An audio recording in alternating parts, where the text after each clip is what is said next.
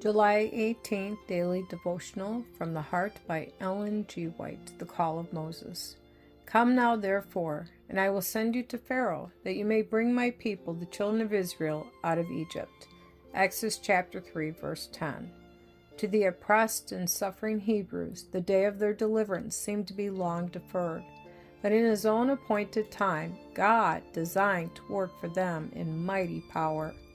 Moses was not to stand, as he at first anticipated, at the head of armies with waving banners and glittering armor. That people so long abused and oppressed were not to gain the victory for themselves by rising up and asserting their rights. God's purpose was to be accomplished in a way to pour contempt on human pride and glory. The deliverer was to go forth as a humble shepherd with only a rod in his hand.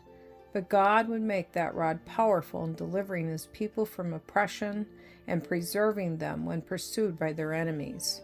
Before Moses went forth, he received his high commission to his great work in a way that filled him with awe and gave him a deep sense of his own weakness and unworthiness. While engaged in his round of duties, he saw a bush, branches, foliage, and trunk all burning, yet not consumed. He drew near to view the wonderful sight, when a voice addressed him from out of the flame. It was the voice of God. It was he who, as an angel of the covenant, had revealed himself to the fathers in ages past. The frame of Moses quivered. He was thrilled with terror as the Lord called him by name.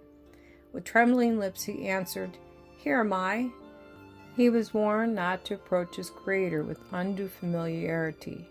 "Put off thy shoes from off thy feet, for the place whereon thou standest is holy ground." Exodus chapter 3, verses 4 and 5.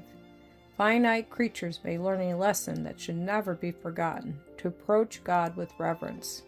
We may come boldly into his presence, presenting the name of Jesus, our righteousness and substitute, but never with the boldness of presumption, as though he were on a level with ourselves. We have heard some address the great and all-powerful and holy God, who dwelleth in light unapproachable, as they would not address an equal or even an inferior. God is greatly to be reverenced. Wherever his presence is clearly realized, sinners will bow in the most humble attitude.